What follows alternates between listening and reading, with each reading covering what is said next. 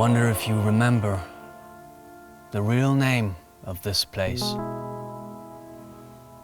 People who go here often don't come back. Sometimes people emerge from places and times long forgotten. They stumble out, hollow-eyed, distant, changed forever.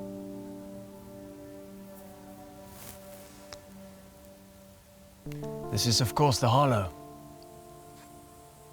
Ring a bell now?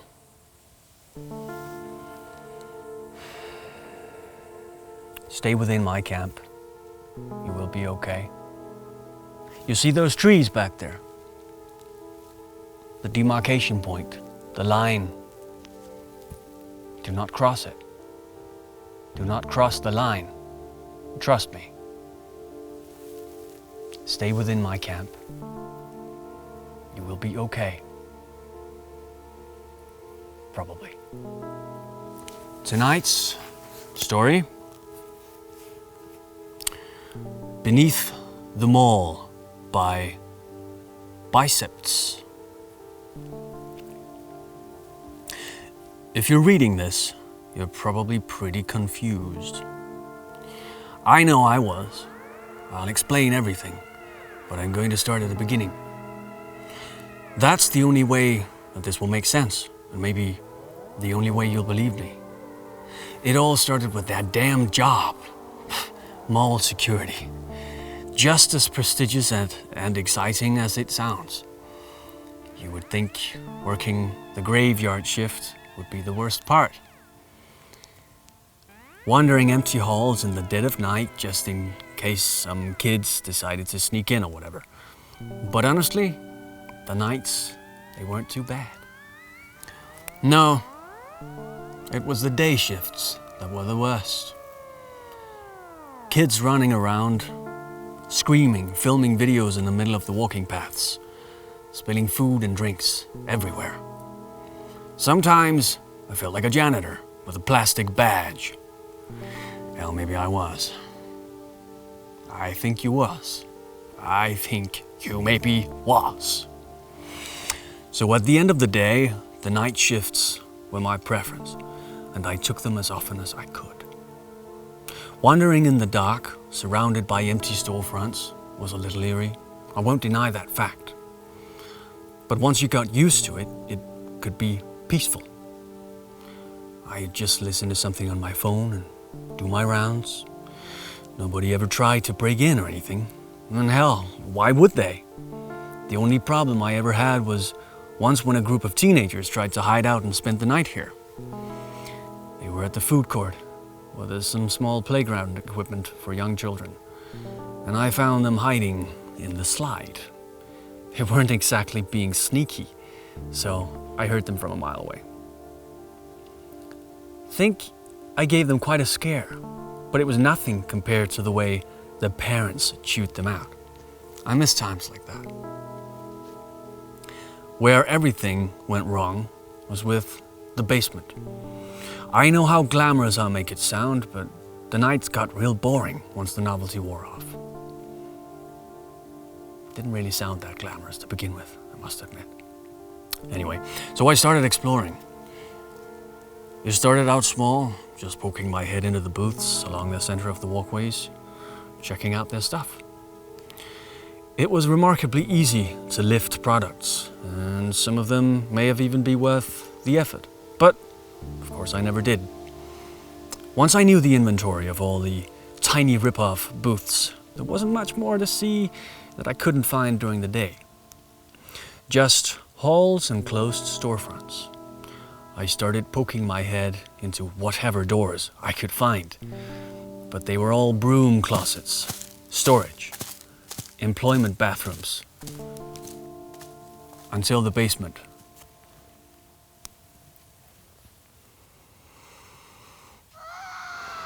Remember, stay here. Do not walk into those woods. The doorway to the basement was a little out of the way, which is why it took me so long to find it. It was down one of the dead-end hallways between a Forever 21 and some long-closed vacant storefront. Usually I just peered down the hallway and moved on, but one day I was bored enough to go check out that empty store, and I saw it. In the back, between some old mannequins, was a door. Heavy steel, painted an old pale yellow. I whipped out my key ring and got to trying the lock. I had a key to every door in the place, so it took a while, but I finally found the right one. It was a key I'd never used before. I was expecting a normal back room, gutted of all the supplies, but no. What lay before me as I finally swung that heavy door open was a set of concrete stairs. There were no lights on that stairwell, so the steps stretched down into blackness. Now, the mall did have a sub-level, access for maintenance, plumbing, and electricity. At first I assumed this was simply a door to get down there, but the stairs seemed to go on too long. And the lack of lights was a serious safety hazard. But then, with how out of the way this entrance was, and the fact that the store it was in had been long closed, it felt safe to say that nobody had probably used it in a long time. I shone my light down the stairs, and they seemed endless. Definitely deeper than I would have expected. Was there a basement to the mall this whole time? Why? Extra storage? But I had never seen anybody use it. Whatever it was, it seemed likely that it had been abandoned. I stepped back. The stretching darkness was making me anxious, and I had to complete my rounds. The mannequins nearly made me jump out of my skin. They hadn't moved or anything, but I had forgotten they were there. Standing like guards barring the door from entry, I closed the door and locked it, deciding to come back some other time. Instead, I finished my rounds and went home. I lived in a small apartment by myself, nothing particularly nice, but it was my own space and I loved it. Took good care of it too. God, I miss that place. What I would do to spend just one more night there in my own bed. But as I lay there that night, all I thought of was that stairwell. Staring down into the darkness, unable to gauge anything of what might be down there, it was unresponsive like a brick wall. I knew I had to go down and see for myself. You know, a brick wall and a stairwell, they do have something in common. It's just a note. Anyway, the next night, I did just that. I hurried through the rest of my rounds instead of wandering and sightseeing like normal, and made my way over to the door.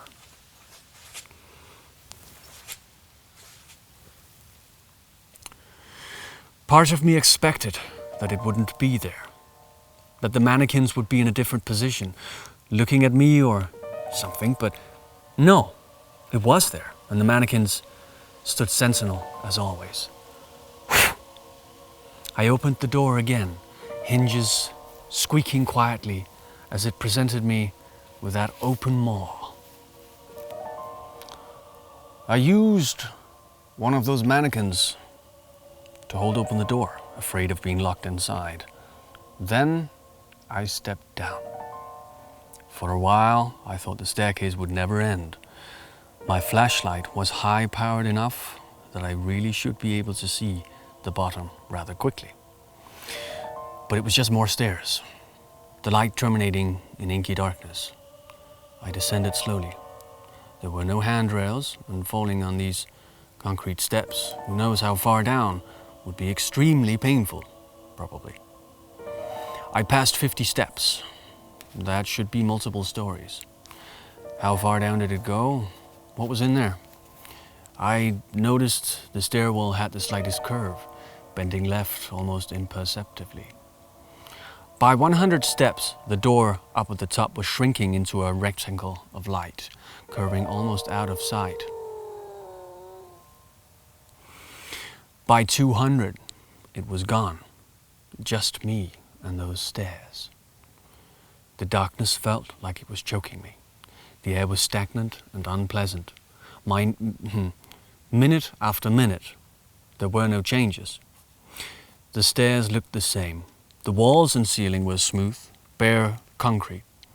No signs, no graffiti, nothing. I walked for a long time. I was beginning to think I should go back. I had been walking down those stairs for almost half an hour by then. No, that's not right. I knew I should go back.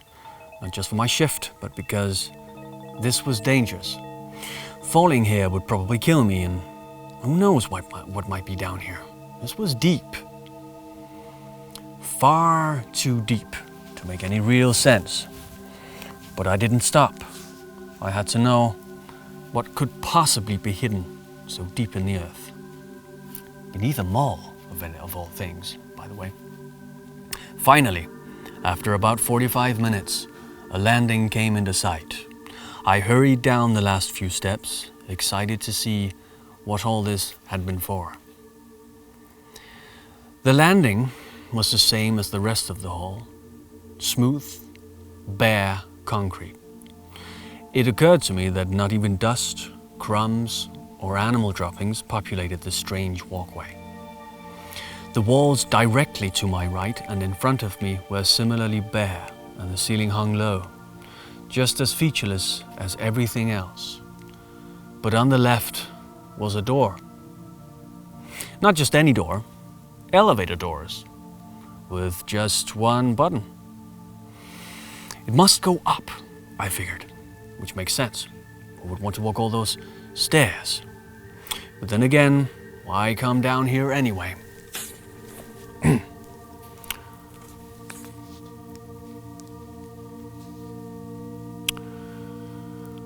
Putting that aside and feeling desperate to return to the surface, I pressed the button. Surprisingly, it actually lit up. The elevator dinged, indicating the carriage was already on my level, but the doors did not open. I then realized there was a keyhole below the button. I tried the same key that had worked on the door, and sure enough, it opened. The elevator was well lit, a welcome surprise. Poking my head inside, I saw that it was old. Not mining shaft elevator old, more like fancy hotel old. The kind of elevator where a man in a funny hat operates the buttons for you. Ah yes, I know just the kind. Cautiously, I stepped inside. I looked at the buttons, which would once again require a key to operate. You know, I used to haunt a nice old hotel like that. Did you know that? Did you know that? I used to, yeah. Anyway, I know you may think this was stupid, but I was rather desperate to get out, so I put my key into the hole and pressed the button with an arrow pointing upwards. The button didn't stay on and the doors didn't close. Nothing moved. I pressed it a few more times. Then I realized it. This was the top floor. The elevator only went down. I ran back up the stairs, throwing caution aside in a moment of panic. Down? Further down? This was insane. Nuclear bunker levels of deep. I don't think there are nuclear bunkers that deep. I don't know, of course. Maybe that's what it was, I thought. Slowing as I ran out of breath and began to cramp. Yeah, probably just an old bunker. That'd make sense. The strange stairwell, the long distance. A bunker. Yes. Yes, it must be. The rest of the climb was agonizing. My legs were already sore, and now I had this cramp in my side making everything worse. It took a long time to get to the top, but when I did, that mannequin was still doing its duty, keeping me from being stuck down here forever. I like that he trusted the mannequin to hold open the door. I mean, it could have, slipped, even if it's not haunted or whatever, bewitched, I stood it upright and thanked it for its service, then closed and locked the door. I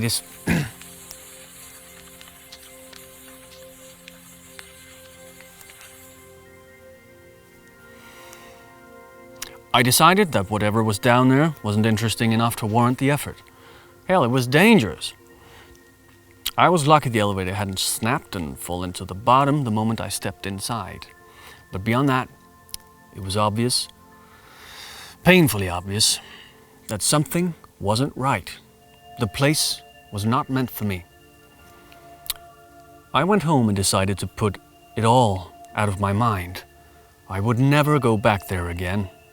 Except, if that were true, I wouldn't be writing this. And you wouldn't be reading it either. Now, I stayed good to my word for a while, doing my rounds like normal, living my life. But the thoughts of that place never really left me.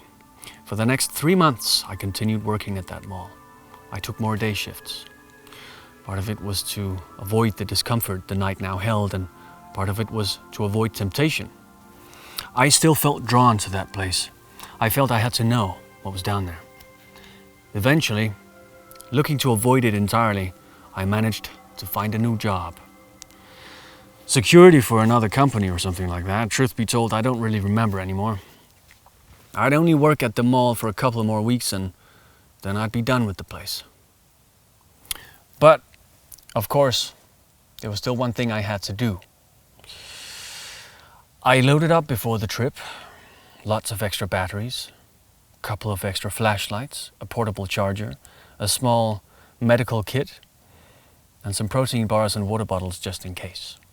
I knew that my phone wouldn't get reception through all those layers of concrete, so I wanted to be prepared.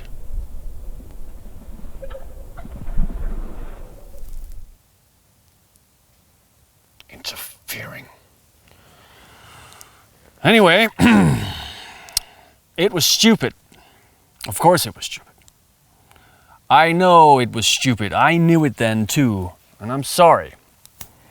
It's kind of ridiculous for me to apologize for you, given the circumstances. But I do feel the need to. I'm so sorry. I went back to the doorway, descended the stairs, now with confidence and renewed vigor. It's funny how much easier it is when you know there's a bottom, right? So I made my way down. A while later I got to the elevator again. It was waiting for me. Old and regal. I inserted the key and climbed inside. Then I turned the internal key and hesitated. A wave of doubt so strong it made me nauseous. Maybe some small part of me knew, but maybe it's just hindsight. I pressed the button. The elevator jolted and groaned as it began to descend. At first I was worried. It would be a nerve-wracking ride of groans and potential snaps, but it smoothed out before long. I was anxious, but very excited. I never knew I had this adventurous urban explorer tendency. I couldn't wait to see what this old relic hid. So I stood in the cab with bated breath and waited. And waited some more. After 15 minutes of that slow descent, I started to wonder if it would ever reach the bottom. Was it even moving? I knew I had felt the motion at first, but it had been so long by now, I was no longer sure if it had simply adjusted, if I had simply adjusted, or if it had stopped altogether. There was no light for the floor, no indication of any kind to tell what the elevator was doing. It was then that I realized there was no emergency button either. Nothing to call for help if it did get stuck. Just an arrow up and an arrow down. That scared me. I felt panic begin to grip me, but managed to calm myself down. It was another 30 minutes before I finally caved. It was getting late, and if I didn't turn back now, I would be there until morning. I reached out and pressed the up arrow, and nothing happened. I pressed it again and again, but the thing didn't respond. At this point, panic took me. I slammed the arrow, hitting it, trying the arrow down, hitting both, nothing. No in-flight controls on this machine. After a while, I curled up on the ground and decided I had no choice but to wait. According to my phone, it took 2 more hours. Usually I would be home by then, asleep. But instead, I was gradually losing my mind in a broom closet-sized cabin, descending what must be thousands of feet below the earth. How much rock was above us? Whatever was down here, how did they manage to excavate all of it and bring it to the surface? And who the hell used it? I was lost in these thoughts when I heard it. A low, resonant sound, like someone striking a gong, but pluckier. The elevator jolted and shuddered. My heart leapt into my throat, and suddenly the ceiling came down to meet me as we plummeted into the abyss. The rest of the journey is a blur. I don't know if it was more like 3 minutes or only 20 seconds that we rocketed down. My backpack flying around in the chaos. Okay, so he's in 0 gravity, basically. That's pretty wild. What do you think? Now. The seeming lack of gravity may have been a fun experience if not for the fact that it would likely kill me.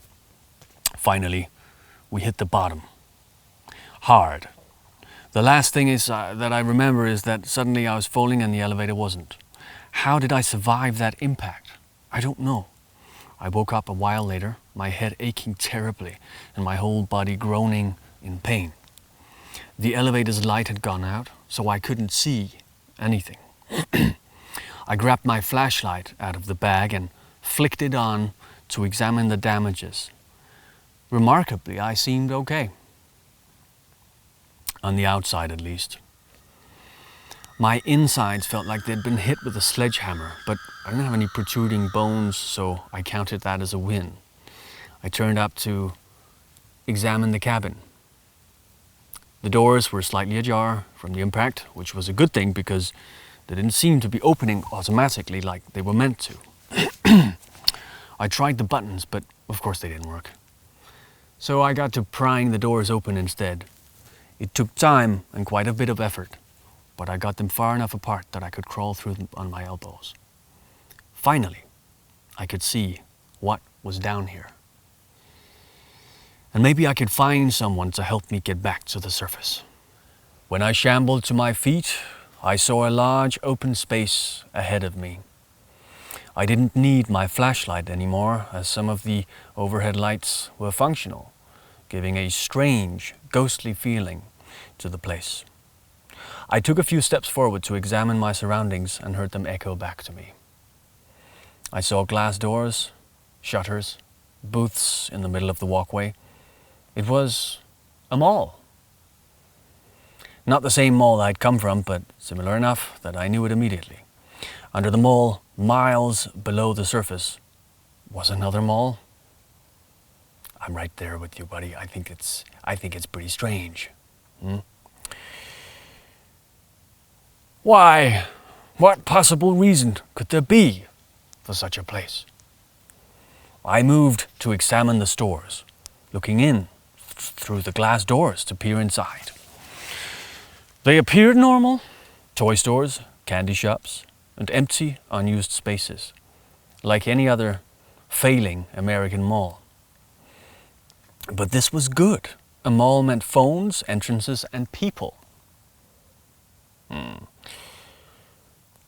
How all that was down here was beyond me, but there would be no purpose to a mall without these things. I checked my phone, the screen now cracked from the impact, but of course I had no reception. So I began to walk the halls like so many night shifts before. I walked a long time that first night, looking for entrances, maybe office spaces, anything that might have a landline or a way out. But as I walked, I felt that I gained no ground. The space didn't repeat per se, but it seemed endless. There were no entrances. Well, there weren't even windows. Some places had power and lights, others were pitch black, forcing me to use my flashlight to get through. I decided to check out a few of the stores, see if there was an office space in the back or something. I was ready to smash my way in, too. So what if I set off an alarm? All the better if someone heard me, but my keys actually worked. In fact, I could open the door to any store I liked. I could open every door in the entire place. But how?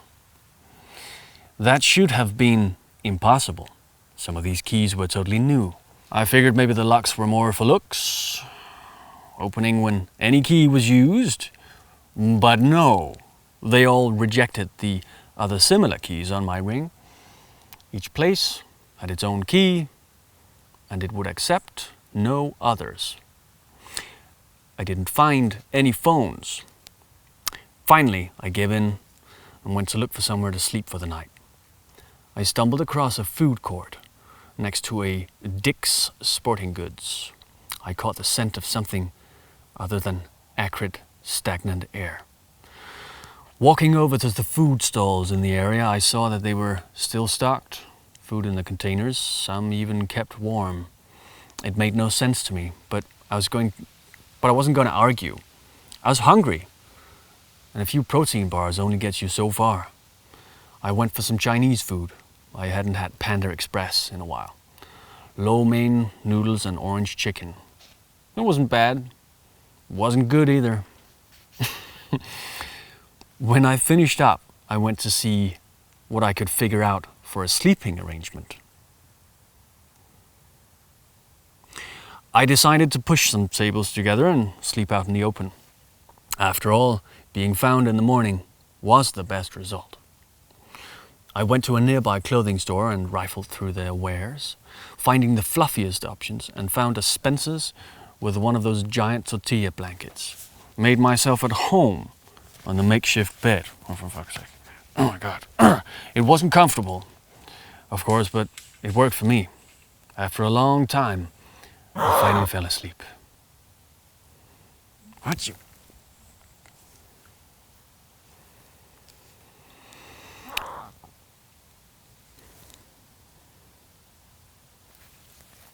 When I woke up, I had no idea what time it was.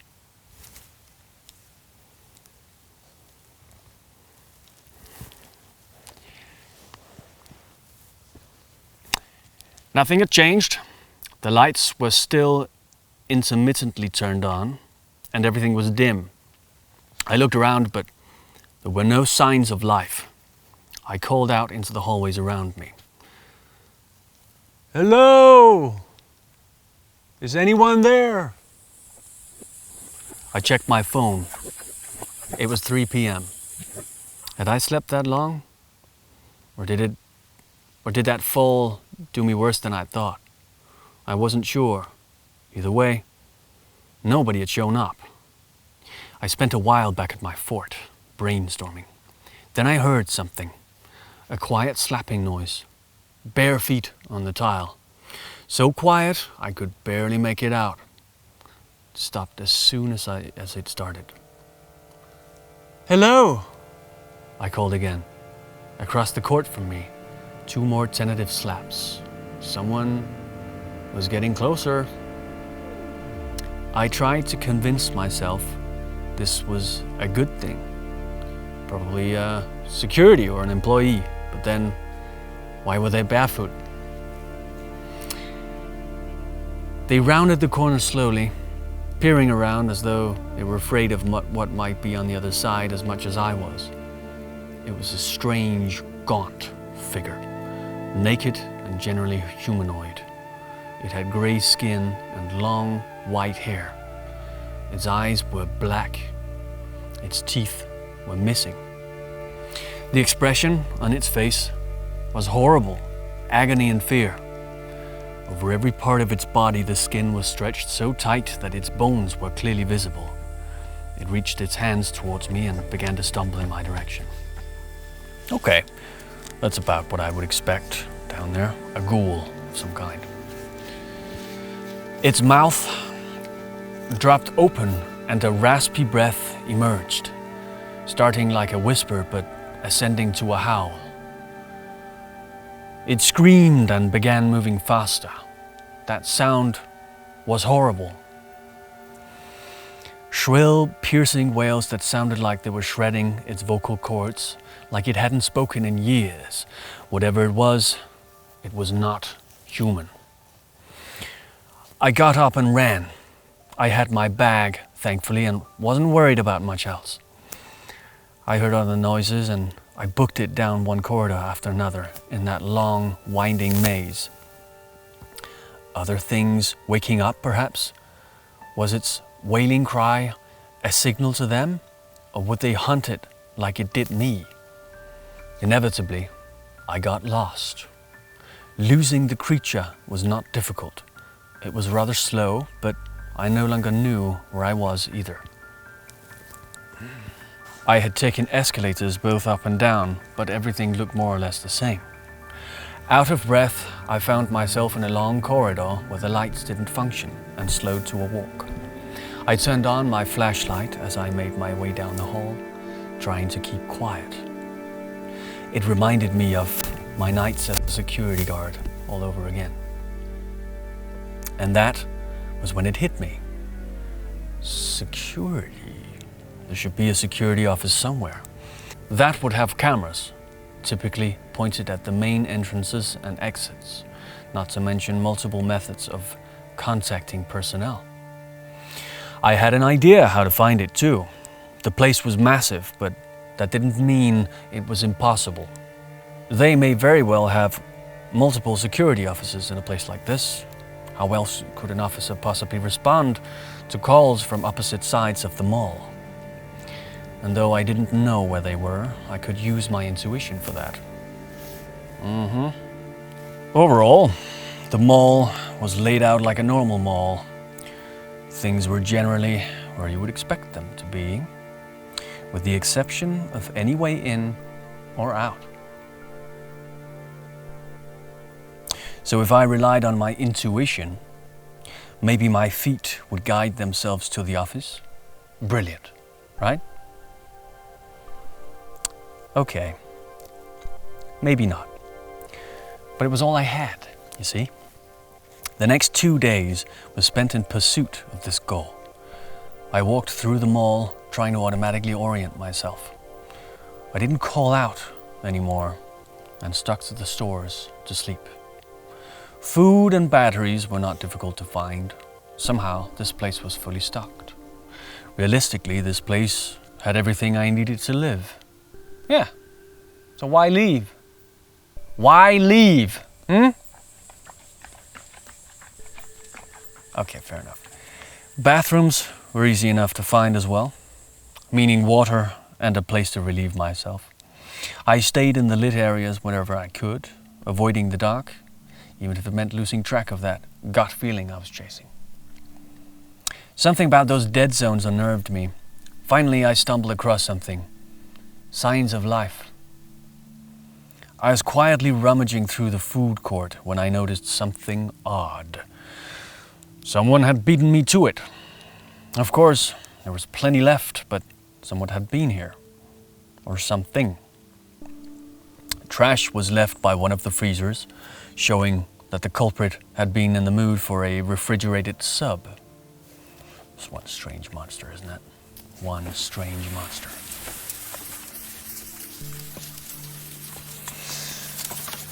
I wasn't sure whether to feel relieved or afraid, but the concept of someone else being there gave me a spark of hope. That kind of isolation can make you insane quickly. And I was craving the opportunity to see someone, to speak to them. So I got to work scouring the surrounding areas. I moved quietly in case more of those things were nearby. Again, I was left to follow my gut, but this time it worked.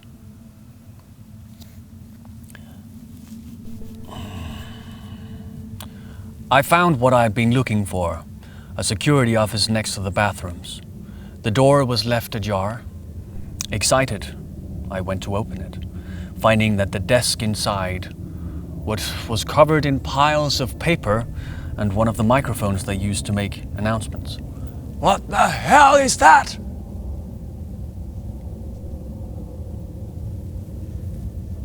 The place had been renovated, like a room of sorts. String lights on the ceiling, blankets piled on the chair, extra clothes even. Whoever had been here in the area was probably staying here. I examined the room closer, distraught to find that there was no phone, but elated at the sight of a wall of screens.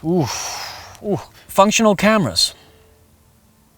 I leaned over the desk, examining them closely. None of them showed an entrance, but still, a lay of the land would be useful. As I was examining the camera feeds, the door swung open. It was a man with brown hair and glasses that looked like me. No, not just looked like me. He was me. Exactly. The face I'd seen in the mirror every day, suddenly looking at me with a similar expression of shock that I was sure I was making. I jumped back, sending piles of paper spilling to the ground. Okay, so it's like a downstairs mirror of the real world above. Well, which world is more real? I mean, that depends on your point of view, does it not? Interesting. He looked wary. He put a finger to his lips and looked at me intensely, gesturing downwards with a flat palm to tell me to keep it down. I came a little closer, away from the wall, to get a good look at him. He looked tired, defeated. He was skinnier than I was, too. How long had he been here?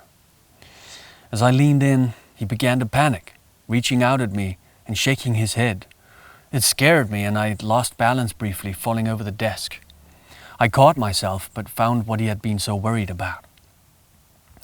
I had hit the button to activate the microphone, and feedback was beginning to whir down the speakers outside. He glanced around and gave me a sad, pitying look before running off. He didn't bother to try to gather his belongings, just bolted.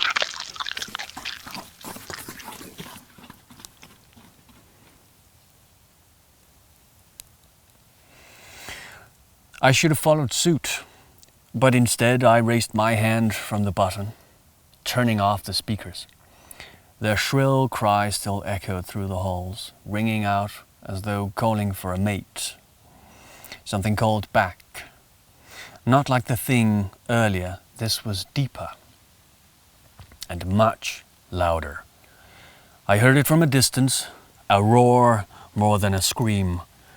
That was enough for me to finally bolt. I turned hall after hall, hoping to impede its line of sight as best I could. I could hear its loud thumping footsteps. It was gaining on me. It could hear me running, and it was faster. The only way forward was a dead zone, so I whipped out a flashlight and kept running. I decided my only option was to hide. I turned to the nearest store and tried the handle. Locked, like every other store. I threw my flashlight to the ground and began searching my keys in a panic. I found the right one and flung open the door. jumping inside as fast as I could. I hid towards the back of the room. I could see the hallway through the glass door thanks to my dropped light. The creature's booming thuds slowed, but they didn't stop. They drew closer and closer until I could hear the thing breathe. Large, heaving breaths that sounded pained. Finally, it entered my sight. It was huge. Grey skin like the other thing, but so much larger. It had the dimensions of a giant gorilla, with massive bulky arms in the front ending in thick, sharp talons. Its head resembled a human skull, to the point that I was unsure if its sunken sockets even had eyes in them. But the lower jaw was missing, its rib cage splayed totally open, the remnants of some entrails hanging out. And the opening continued to its upper jaw, where there were no teeth. Did it have no organs? How did it live? And could it even eat? It seemed to sniff the air over my flashlight and turned towards the store I was hiding in. A moment later, giant hands slid under the shutters. I went to hide behind a shelf of stuffed animals. The shutter screeched as it was pulled open. Lumbering steps came inside the store, coming up to the aisle on my left. There was nowhere to run. My only hope was to make it out the same way the beast had come in. What the fuck was that?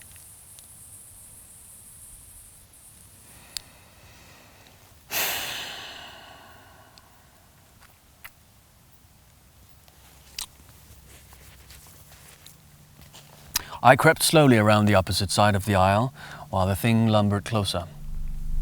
When it was just rounding the aisle, I made my move, creeping around the corner and heading for the opening. I heard it grunt.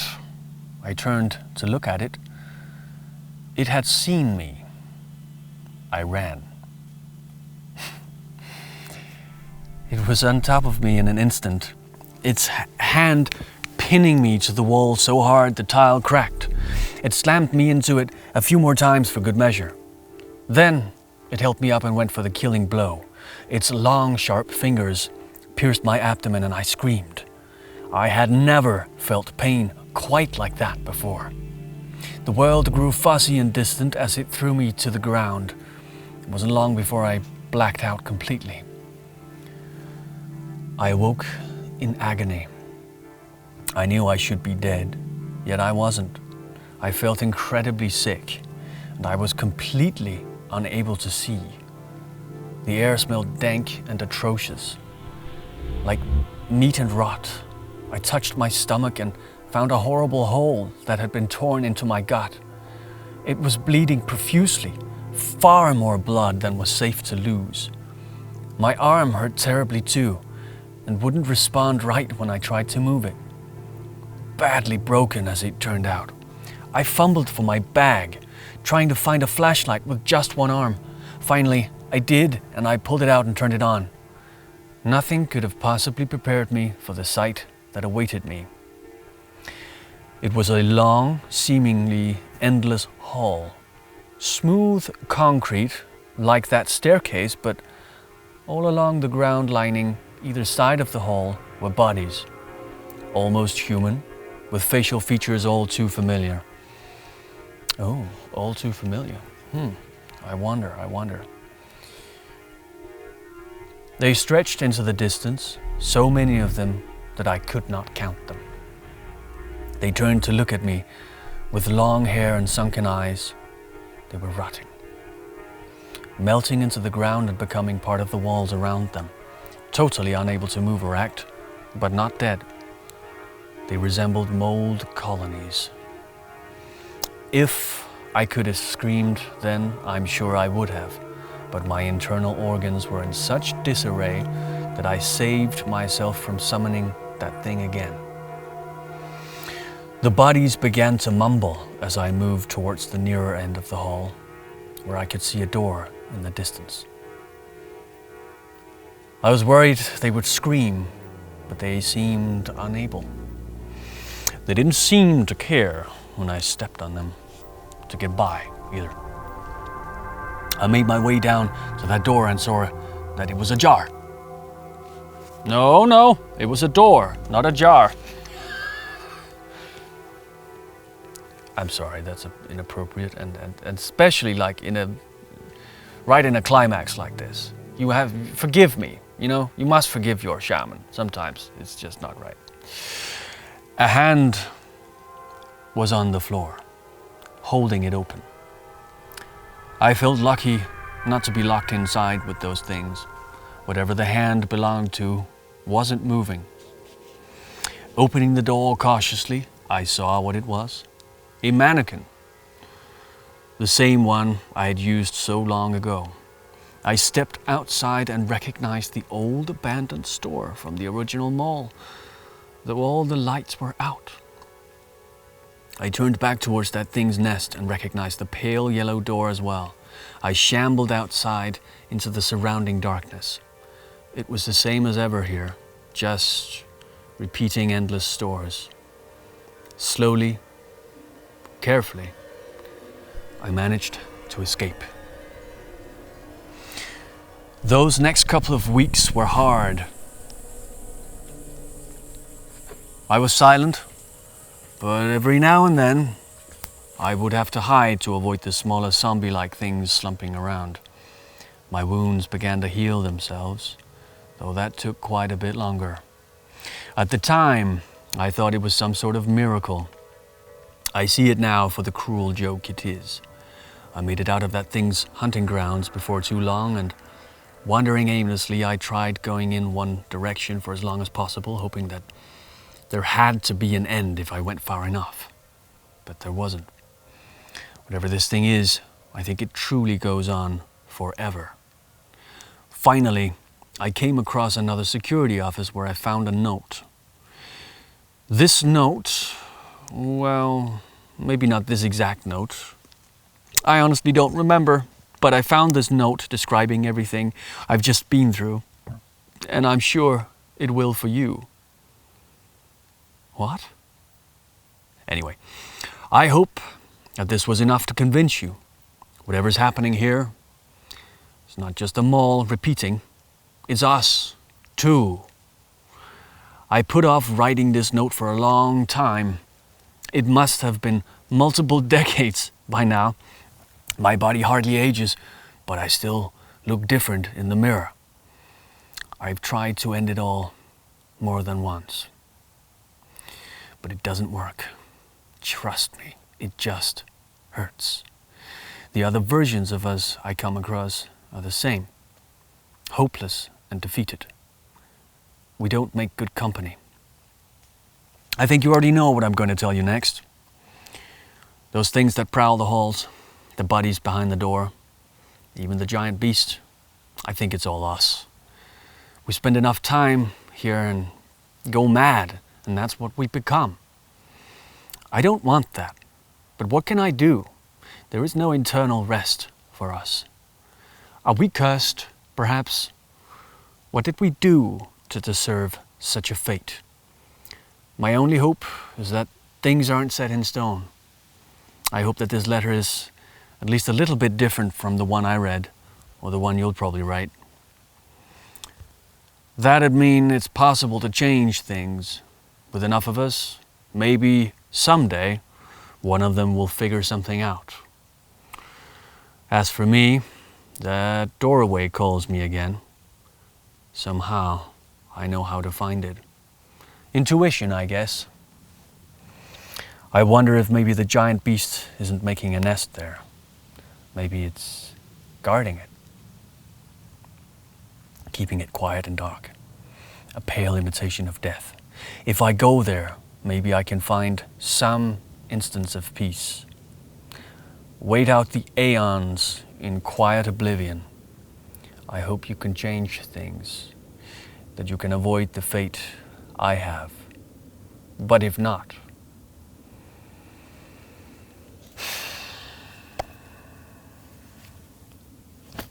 now you probably have a question for me, don't you? Where did I get the note? And how did I get out? A story for another day. I will just say, do not cross that line, and you don't need to find out. See? Now, it's time to rest. Lay your head down. Rest on your blanket. Rest while the temperature is still manageable. Soon it will get cold, very cold. When you wake up, I'll be gone. But I'm sure we will meet again in the shaman's camp. Good night.